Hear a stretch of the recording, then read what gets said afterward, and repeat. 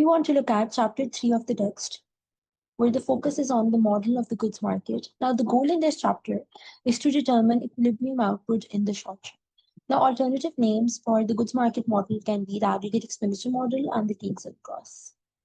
Now, we'll first start off with some of the main assumptions in this chapter.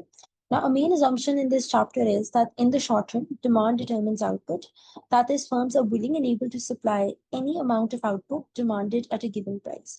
So this is a demand-determined model where output is whatever demand wants it to be. So any changes in demand in this model will consequently lead to changes in output. Now, this is a very important assumption, which we'll come back to again and again.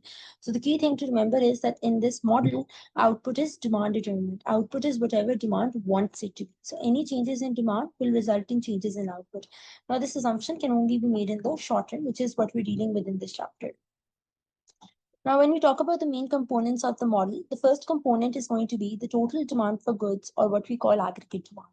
Now, this is denoted by Z, and this has four main components. The first being C, which is private consumption, then I, which is private investment, then G, which is government purchases. So this includes both government consumption and investment expenditure, and NX is net exports.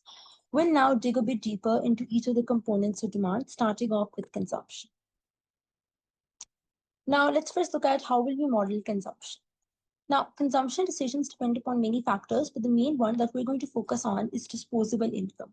This is income at the disposal of households to spend or to save after they pay taxes and receive transfers from the government. So disposable income is your after tax and transfer income. Now, when disposable income goes up, people buy more goods. When it goes down, they buy fewer goods.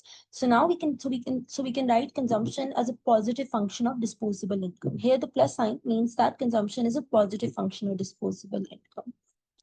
Now here, just keep in mind that when we write C YD like this does not mean that it's a C times YD. Rather, what we're saying is C is a function of YD and it's a positive function of YD. That's what the plus sign there is. Now, this is like a very general, here we've written consumption in general as a function of disposable income. We will now assume the following specific form of the consumption function. This just says that consumption is a function of disposable income. But now let's be more specific about what type of form we're assuming. So we're going to assume a linear consumption function where consumption is a linear function of disposable income. So this consumption function is C is C naught plus C1 YD. But like you said, YD is disposable income. This is your after tax and transfer income.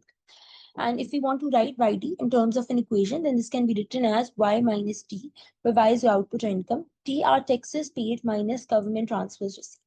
In short, we will always refer to T simply as taxes, but always keep in mind that when we're talking about T over here, T are taxes minus transfers. Now, in this form of the consumption function, we know YD is disposable income. Now let's look at what C naught is. C naught, which is assumed to be positive, is the amount of consumption when disposable income is zero. In other words, consumption that does not depend upon disposable income, right?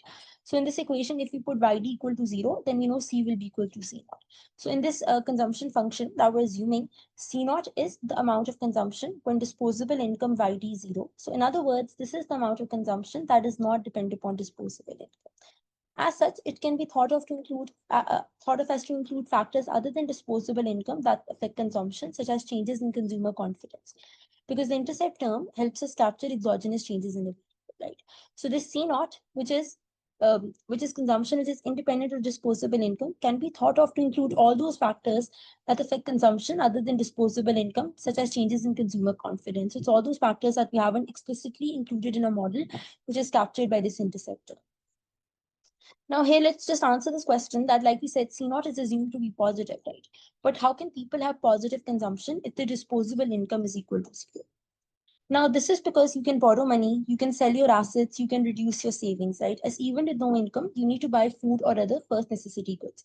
So yes, it is assumed to be positive because even with zero disposable income, consumption is possible through borrowing money, using up your savings, or selling your assets. So in this equation, we have discussed what YD is, we have discussed what C naught is. Now let's look at what C1 is. C1 is what we call MPC, marginal propensity to consume. Now this is change in consumption due to 1 unit change in disposable income. C1 is going to be of some value between 0 and 1. So it's a fraction. Now it's greater than 0 because if your disposable income increases, people are going to spend some part of it, right? So the change in consumption is positive. But People are also going to save some part of the increase in disposable income. So MPC is less than 1. So if your disposable income changes by 1 unit, you will consume some part of it, and hence MPC is greater than 0. But you will also save some part of it, so hence MPC is less than 1. So it's some value between 0 and 1, because when disposable income changes, both consumption and private savings change. Now, how do we find MPC? So now it depends what you're given. If you're given the equation of your consumption function, like we are given over here, so in that case, you find MPC as just the partial derivative of C, the derivative of C with respect to disposable income. Because remember, C1 is change in consumption due to 1 unit change in disposable income. So we can use derivatives to find MPC. So it's just change in consumption by change in disposable income, which in calculus can be written as the derivative of C with respect to disposable income, right? So here we can find MPC as just the derivative of C with respect to disposable income. If we're given graph of the consumption function, then graph dictates the slope of the consumption function. So if we have a straight line linear consumption function, MPC, which measures the slope of the consumption function, is constant. So if you want to now plot this consumption function by drawing a graph with consumption expenditure on the vertical axis and disposable income on the horizontal axis. So now here we know the consumption function is assumed to be this. So this consumption function is a linear function of disposable income. So its graph will be a straight line where we have YD on the horizontal axis and C on the vertical axis.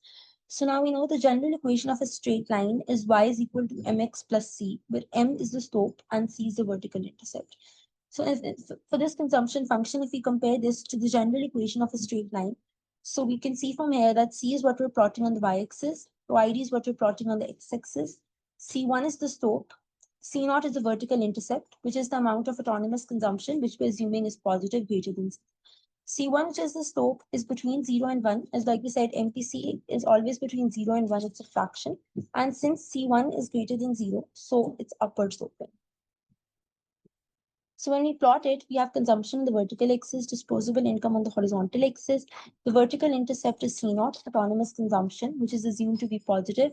The slope is C1, which because is greater than 0, as we know, MPC is between 0 and 1, so the consumption function is upward sloping.